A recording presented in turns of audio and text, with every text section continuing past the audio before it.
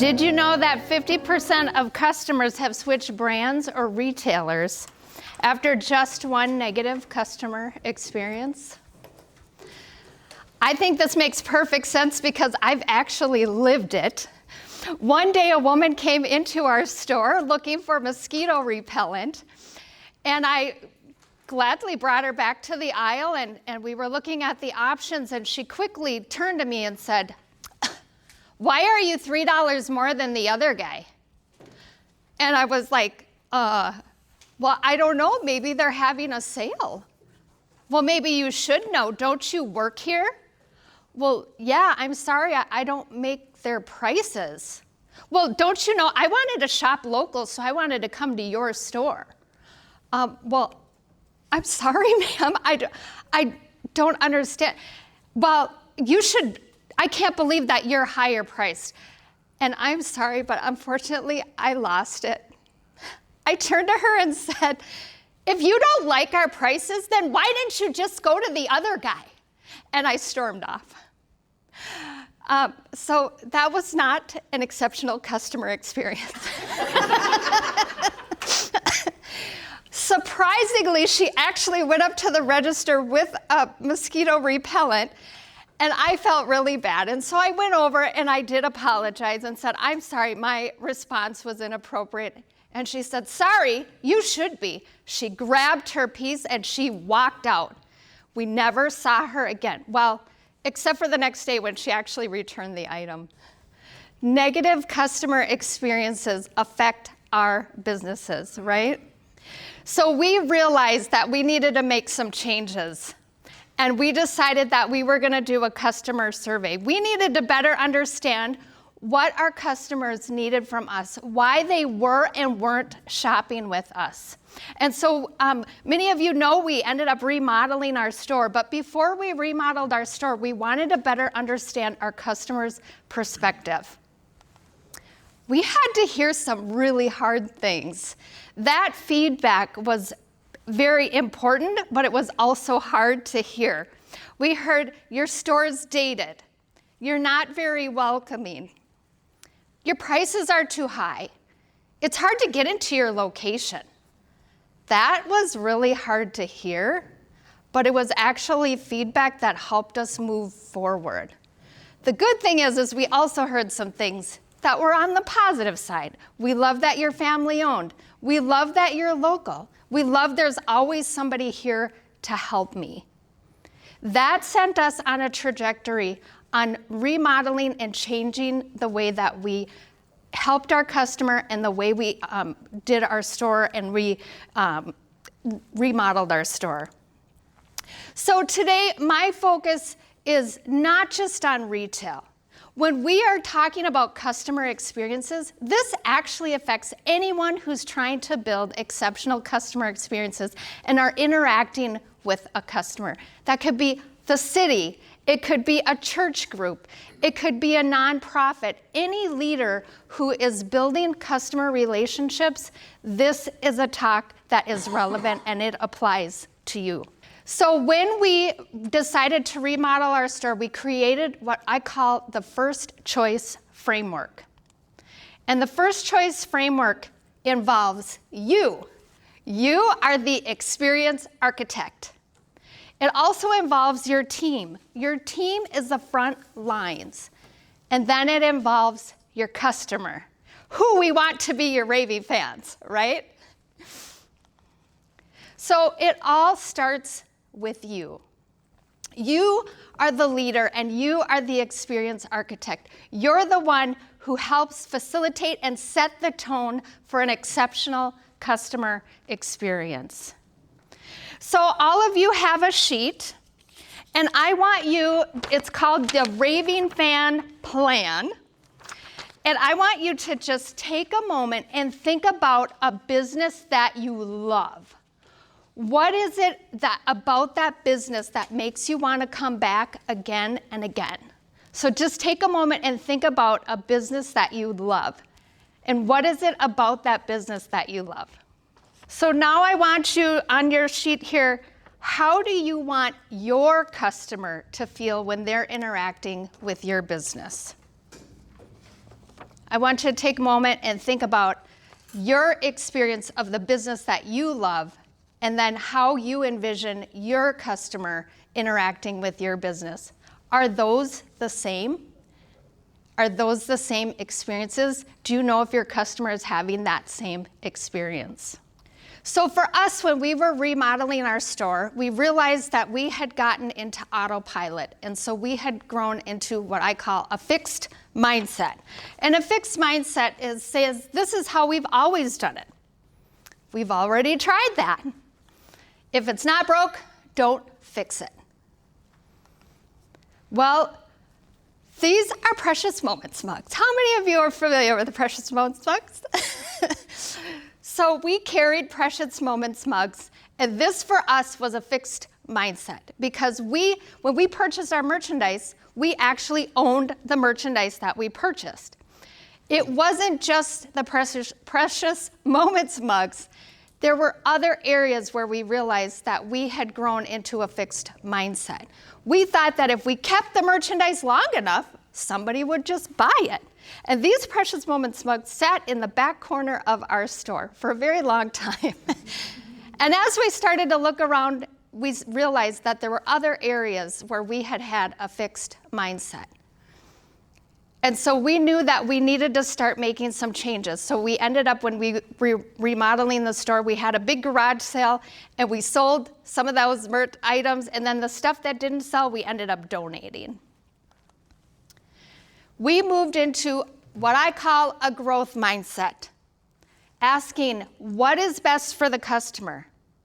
Let's try it and see if it works. And believe me, I have tried some things, and some have been a total bomb, and some have been a total hit, but we tried it. And then I'm open to learning and trying new things. So having more of an open mindset. For us, having a growth mindset led us into completely remodeling our store and creating a warm and welcoming and engaging environment. We also built a new paint counter where people could look at paint samples, kids could color while their parents shopped, and it was a way for us to invite the community into our space so we could hold classes. So I want you to take a moment and think of what is one mindset shift that you can make. Is there an area in your business where maybe you are in a fixed mindset and you want to move to a growth mindset? So on your Raving Fans plan, there is a self-reflection. Ask yourself, what energy do I bring each day? Am I being reactive or am I being intentional? What would happen if I led with more clarity and intention? And I know we don't have time today. This normally is like an interactive workshop, but so I'll just let you take the sheet and then you can go through that on your own. So in order to have a great first impression, we need our team. They are the front lines of loyalty. They're the ones who are the face of our business, right? So I want you to do a culture check. Who do I currently have on my team? If you're a solopreneur, maybe you need to add some teammates. Who do I need to add? And ask, does my team know what great customer service looks like? We've seen so many times where people get trained on maybe a cash register or a task or something, but the boss, the team architect, doesn't ever share what their vision for an exceptional customer experience would look like. That was one of the things we realized we needed to work on, was helping our team understand what our vision of an exceptional customer experience would look like. Does your team feel empowered and engaged? And do you celebrate wins and learn from challenges? We had some funny things that happened. We gave our team the ability to do returns. And one day I go to the back and there's this weird looking package and I flip it over and it says Home Depot. And I'm like, what is this? And so I ask around and one of our employees goes, oh, that was me. I couldn't figure out why it wouldn't scan. So it was a very good learning moment for all of us to know that if it's not scanning, then there may be a reason why, and let's check and ask. But also the experience with me and the lady with the mosquito repellent was a good learning moment for me and our team. We were able to talk through what happened and how I could have handled that situation better. So how are you celebrating wins and learning from challenges? So I want to introduce you to Nikki. Nikki used to work for us, and when she came to work for us, she found out she was pregnant.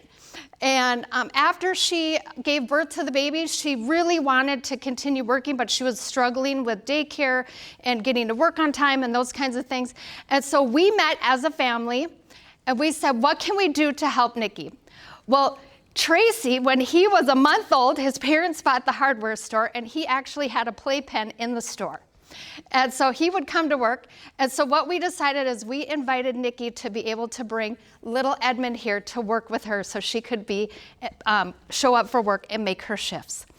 And so this is little Edmund. She carried him around on her back, and people loved it. People absolutely loved it. It not only built customer loyalty, but it built team loyalty because our team saw how we were going out and going to bat for them, but our customers saw it as well.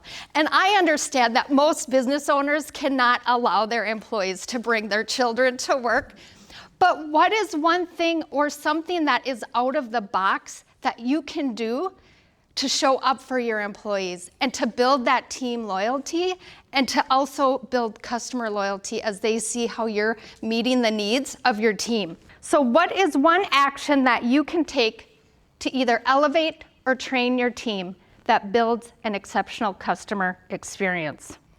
84% of customers say retail experience is just as important as the product itself.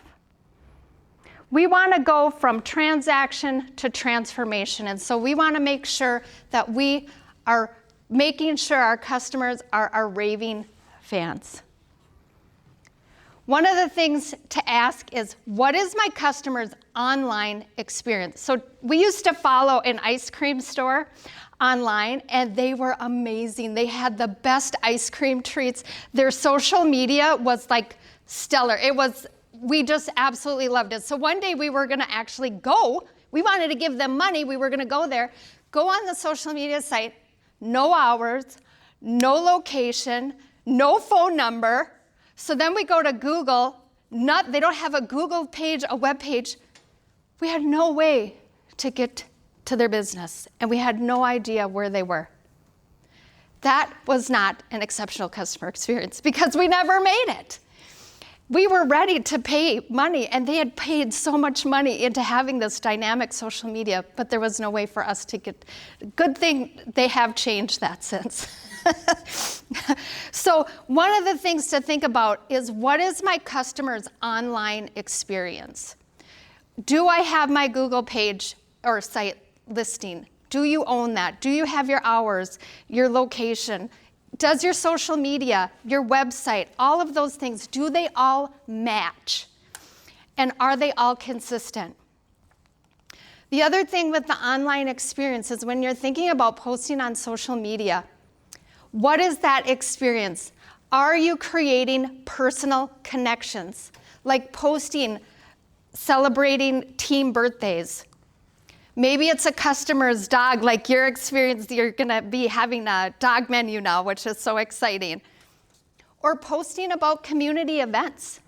It's easy to post about products, but posting things that make people see themselves and that they're a part of your story helps build that personal connection. Then taking a look at your business from your customer's perspective. How is your customer experiencing your business from when they drive up to it, seeing the exterior? As you step inside, what's that experience? So for us, one of the big things is people said your location is really hard to get to. That was something that we could not change. So we had to do other things to beef that up so that people still wanted to come to our business. And then when the city came and said they were ready for the frontage road, we were so excited. But that was something we had to take into consideration. And sometimes there's things that are around your business that you just have no control over. And so we had to capitalize on the things that we could change. So I want to encourage you to grab a pen and paper and experience your business from your customer's perspective. What does the exterior of your business look like? And then as you step inside, look around. What grabs your attention? What stands out? What's hidden that maybe you need to highlight? Is there somebody there to greet people? Is it easy to figure out where to go and what to do next? And then ask for customer feedback. That is really hard sometimes, like I said, to hear some of the hard things, but are you asking for customer feedback on a regular basis? And it doesn't have to be a survey like we did. You could do a 5-question survey on Facebook, or even just asking them when they're interacting with you. What are the things that frustrate you? And what are the things that delight you? What are some things that we can do that can make your experience just that much better? So one of the things that we did was we hosted in-person events in our business. And this is just quick little checklist, but one of my favorite things was that we did a Kids Craft Saturday once a month. And then we also hosted our Kids Santa shop. That's Santa sitting with one of the little kids. And we had our LEFSA class. Inviting the community into our space helped create memorable experiences that made it just that much better and gave our customers positive, fun, and memorable experiences that we would stay top of mind. So think about what are some things that you could do to invite people into your space. The other thing is inviting cross-promotion. So we cross-promoted with a number of other businesses in the area. Is there a local artist you can promote? Is there a pop-up shop that you could do? Engage in community events like with the Red Devils or Rails to Trails or the fine arts. There's ways that your business can cross-promote and engage with community events that help not only bolster your visibility, but also gives people positive thoughts of your business. And then consistently posting on social media, like I said, employees, customers, pets. Now, one thing that comes up and I want to note is people say, well, I don't get any responses on my Facebook or on my Instagram. And that's how I used to get really upset, kind of depressed about it, until I started hearing customers say, I saw your post, and so I came in. They never liked it. They've never commented, but they said, I saw your post, and so I came in. That did it for me. I realized, who cares how many likes I get? If that person's coming in and it's turning into business and it's making them think of me, it motivated me then to continue posting and consistently posting. So what is one idea that you can do to create a memorable customer experience? Whether it's hosting an in-person event or cross-promoting with another business or organization. What's one area where you can create an exceptional customer experience? So I want to put it all together with our first choice framework. You're the experience architect, your team is the front line, and your customer is the raving fan. And I know I said, what's one thing you can do in each one? But I want to just encourage you to pick one. Pick one area out of all of these three that you can do and implement in the next 30 days so that you can start seeing your business creating exceptional customer experiences. So some final thoughts. Creating exceptional customer experiences and taking your business from being the last resort to the first choice, it's not done by accident. It takes time.